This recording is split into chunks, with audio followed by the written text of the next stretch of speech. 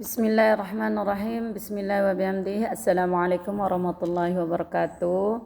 Kembali lagi kita akan melanjutkan pembahasan kita mengenai Matnul Al-Jurumiyah edisi Khataman. Ini adalah lanjutan dari bab kalam yang kemarin, di mana sebelumnya kita pernah membahas pengertian kalam. Kalau sekarang khusus sambungan dari sebelumnya, yaitu mengenai pembagian kalam. Bismillahirrahmanirrahim. Qala al-muallif rahimahullahu ta'ala wa nafa'ana bi ulumihi fid dharaini amin. Wa aqsamuhu salasatun ismun wa fi'lun wa harfun ja'a li ma'na.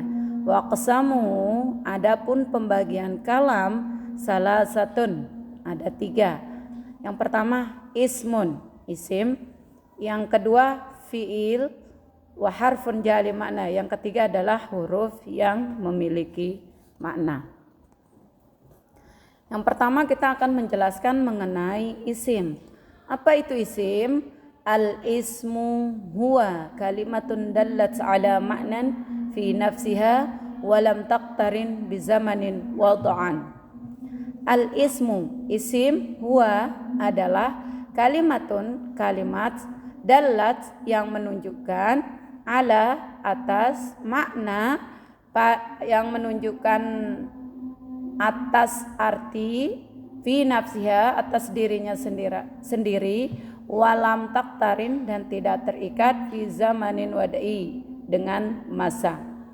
Jadi isim itu adalah kalimat yang menunjukkan makna pada dirinya sendiri dan tidak disertai dengan pengertian zaman atau waktu. Atau secara umum isim itu sering disebut dengan kata benda, ya. Nah, ini terbalik maknanya, padahal sebelumnya tidak seperti ini ya aslinya. Jadi isim itu, sekali lagi saya ulang, isim itu adalah kata yang menunjukkan makna pada dirinya sendiri dan tidak terikat dengan waktu. Mana contohnya? Al-misal kitabun. Nah, kitabun itu artinya buku. Jadi tadi isim itu adalah kata benda, ya, baik dia benda mati maupun benda hidup. Kitabun, buku. Ya, jadi dia tidak terikat dengan waktu. Kitab ini baik dia dulu maupun sekarang dan akan datang tetap menunjukkan buku, ya, tidak akan berubah namanya atau lain sebagainya karena dia tidak terikat dengan waktu. Qalamun, pena, Zaidun, ya, nama orang Zaid. Jadi baik dia dulu maupun sekarang maupun akan datang, ya tetap si Zaid itu, ya. Ana, saya, haza, ini, Baqarah, sapi. Ya, jadi isim itu kata benda, baik yang menunjukkan benda hidup maupun benda mati. Yang kedua adalah fi'il. Jadi kita akan membahas fi'il. Apa itu fi'il? Al-fi'lu huwa kalimatun dallat ala ma'nan fi nafsiha waqturinat bi zamanin wad'an. Ya. Jadi al-fi'lu, fi'il, huwa adalah kalimat, kata, dallat yang menunjukkan ala, atas, makna, arti, fi nafsiha, pada dirinya sendiri, waktu rinat, dan terikat bizamanin, dengan waktu tertentu. Jadi atau sering kita kenal bahwa fi'il itu adalah kata kerja, ya. Jadi nanti kalau fi'il itu atau kata kerja, dia terikat dengan waktu. Ada disebut dengan madhi, artinya telah lampau, telah lewat, telah berlalu, ya. Mudhari yang sedang atau akan berlangsung, itu namanya mudhari. Kalau amr, kata perintah.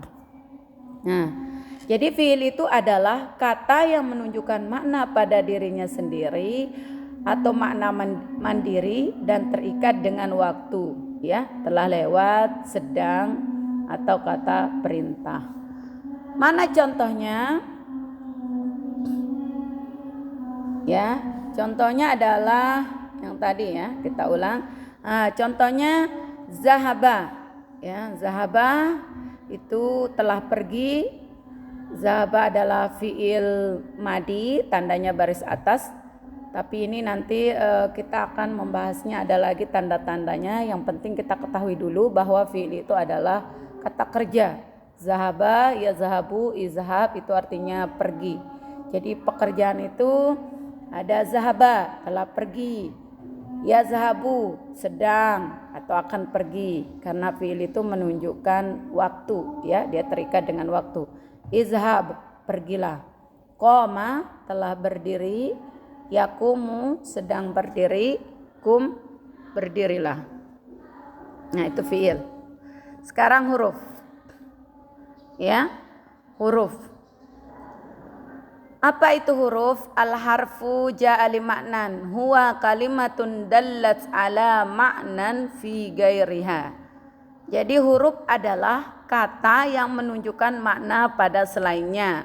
Artinya bukan isim, bukan fiil. Itu yang dimaksud pada selainnya.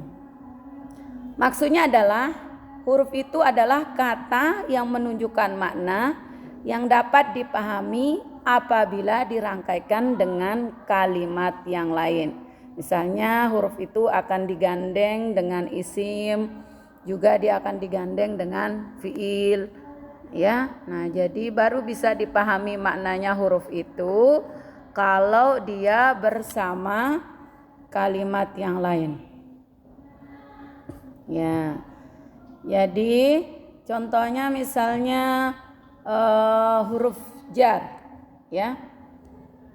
Misalnya azhabu ilal madrasah. Nah, jadi ila itu adalah huruf, ya. Jadi dia tidak akan bermakna apa-apa kalau dia tidak digandeng sama yang lainnya.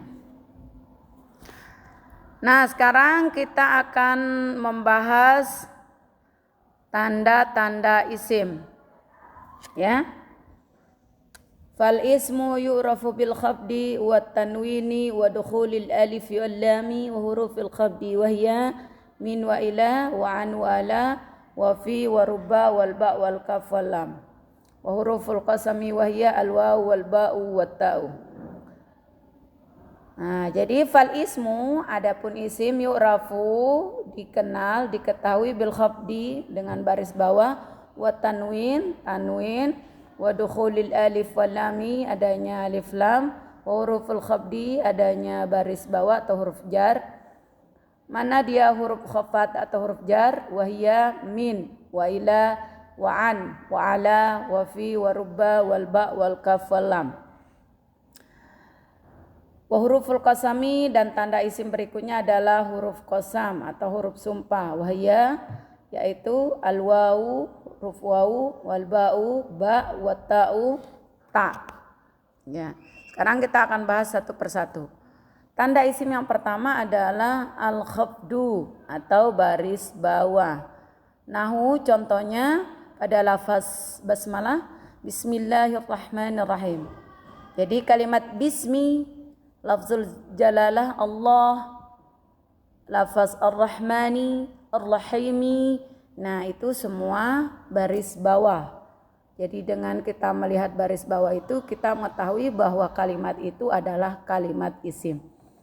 Jadi untuk mengenal masing-masing kalimat tersebut, apakah dia isim atau fiil atau huruf, tidak mesti kita harus mengetahui artinya. Bisa juga kita mengenalnya, mengetahuinya dari tanda-tandanya. Yang pertama, ketika kita melihat kalimat itu sedang berbaris bawah, maka pasti itu adalah kalimatnya isim.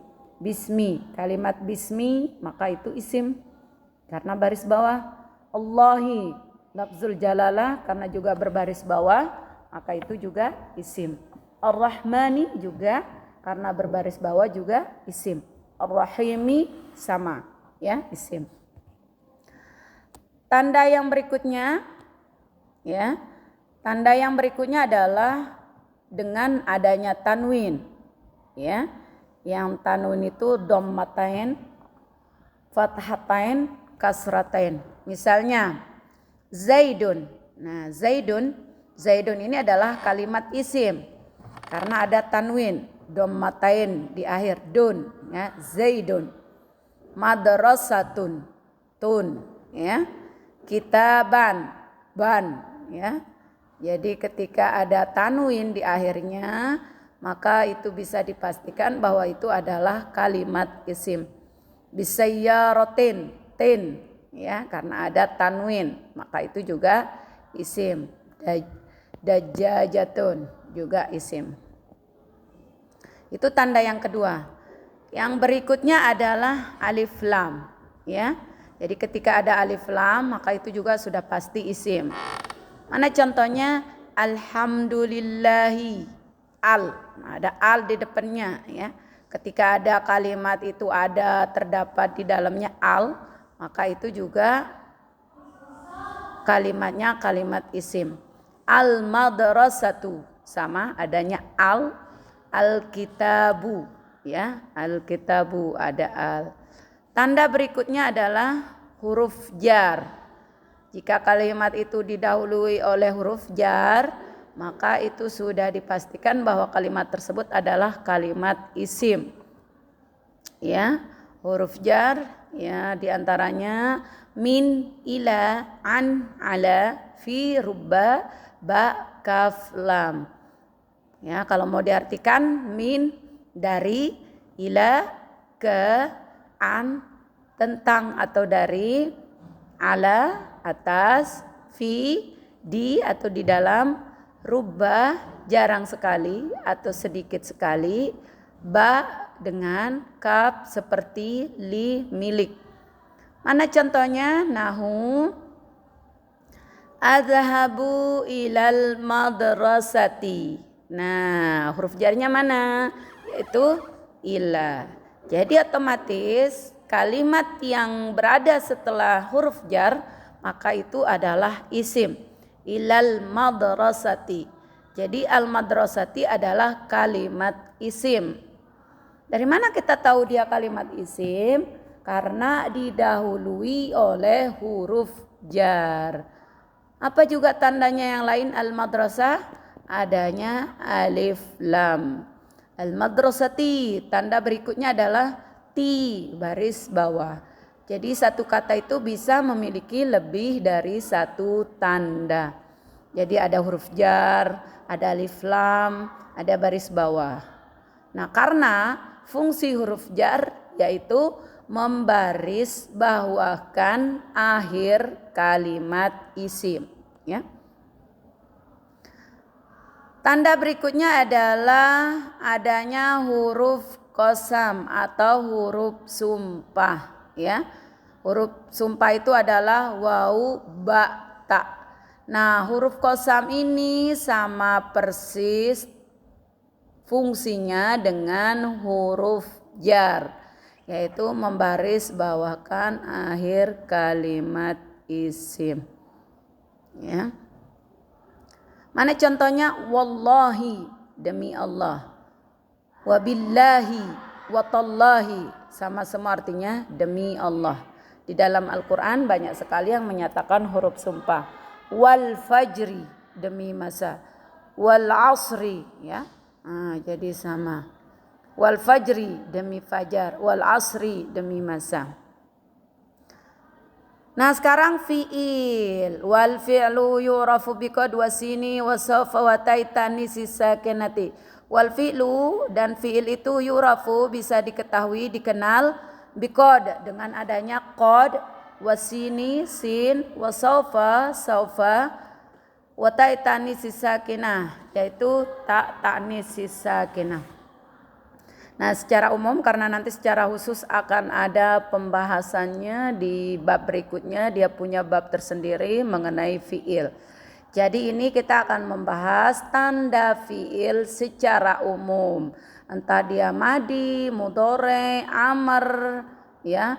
Bisa kita kenal bahwa itu kalimatnya kalimat fi'il ketika ada tanda-tanda berikut ini. Mana tanda fi'il yang pertama? Yang pertama adalah qad. Nah, kalau ada qad di depannya, maka itu sudah menunjukkan kalimatnya kalimat fi'il, ya. Mana contohnya? Qama Zaidun. qad qama Zaidun. Nah, karena didahului oleh qad, maka kalimat setelahnya adalah kalimat fiil.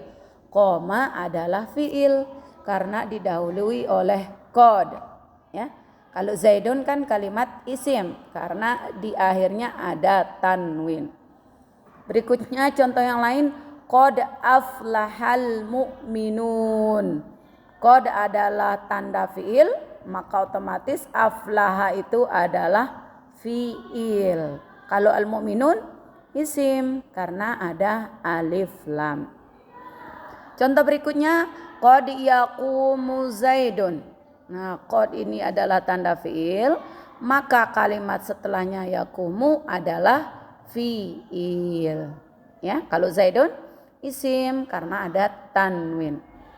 Contoh berikutnya, qad ya'lamullah. Ya, qad tanda fiil, maka otomatis ya'lamu adalah fiil. Kalau Allah lafzul jalalah isim karena ada alif lam. Qad qamatis shalah. Qad tanda fiil, qamat otomatis fiil karena didahului oleh qad. Kalau as-shalat isim karena ada alif lam. Tanda berikutnya adalah sin, ya. Kalau didahului oleh sin kalimat apapun itu, maka itu menunjukkan fiil.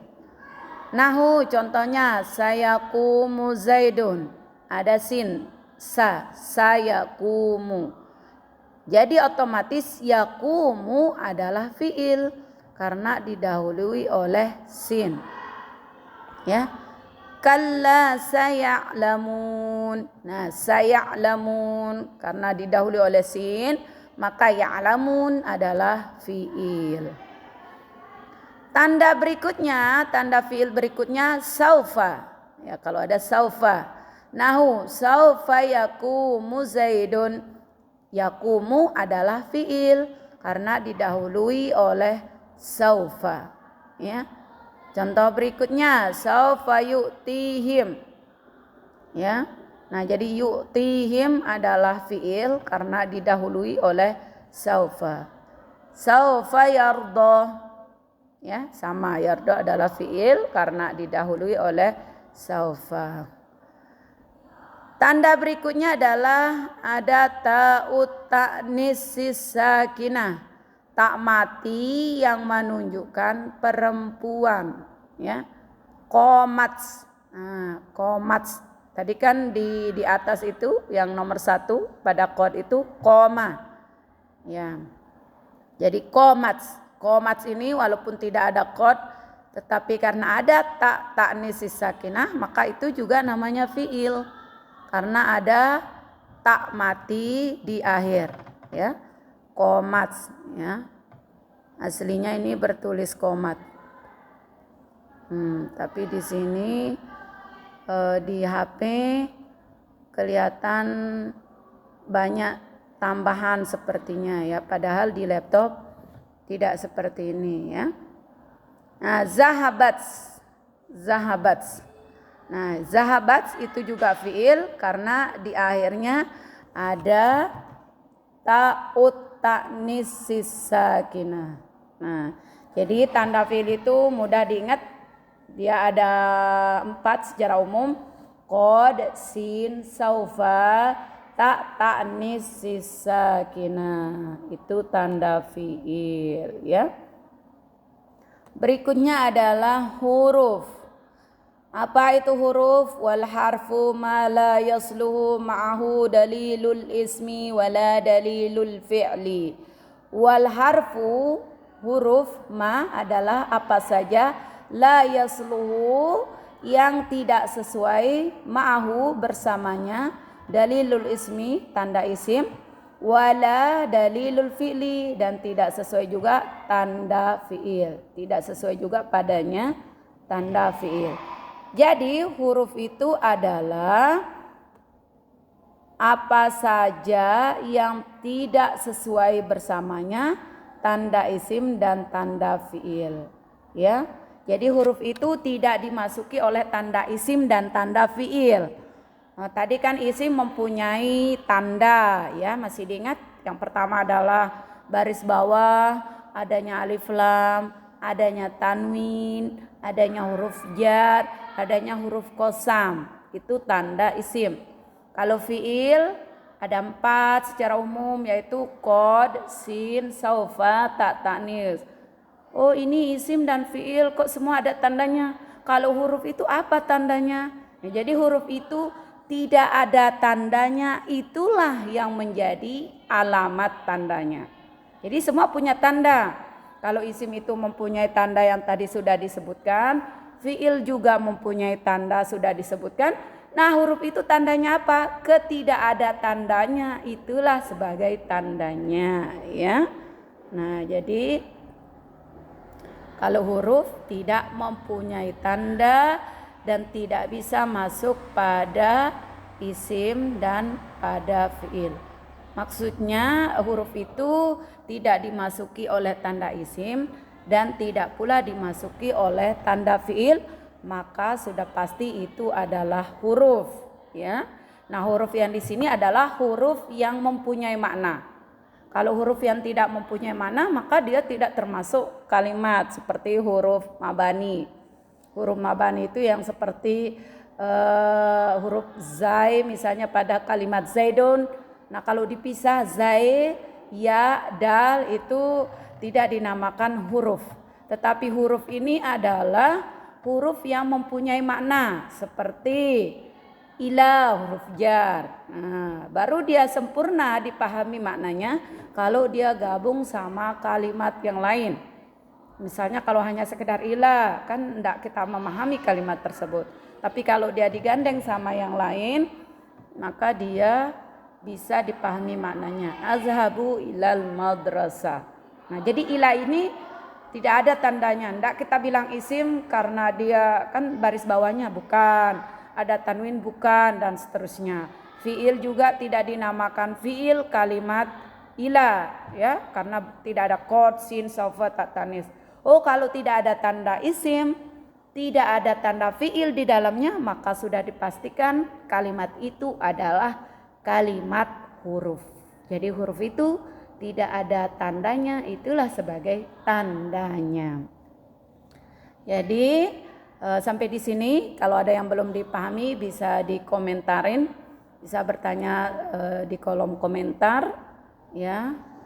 Saran dan masukannya sangat diharapkan supaya kita sama-sama belajar. Di sini adalah bukan sebagai menggurui, tapi dengan niat semata-mata adalah untuk kita bersama mensyiarkan bahasa Arab. Semoga bermanfaat ya. Akhirul kalam, wallahul muwaffiq wal hadi ila sabilir rasyad. Assalamualaikum warahmatullahi wabarakatuh. Insyaallah ketemu lagi di babul i'rab.